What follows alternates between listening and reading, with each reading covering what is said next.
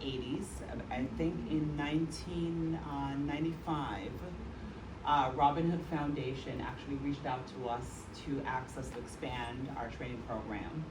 We've had, maybe Siobhan, you may have been the third home health aide training director in this position.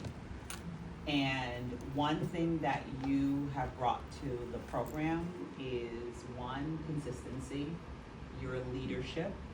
You are the mama bear that is constantly where it's really about the team. And I want to acknowledge that, because sometimes within leadership, folks don't realize that beyond leadership is everyone that supports that. And what you have done is a dynamo in terms of the work. I can call you any hour, any time, and say, Siobhan, we need to do this. You're able to pivot, and the ability to always be flexible, because in this work that we do, it really requires us to be very flexible, and that you have demonstrated throughout.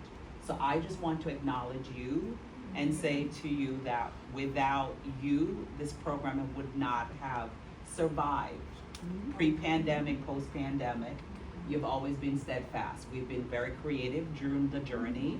When you think about back during pandemic days when we wanted to run a remote program, you were there to facilitate that. So again, many of you may not be familiar with the journey, but I just want to acknowledge you in terms of the leadership. Yeah. And one thing is that you will never acknowledge yourself.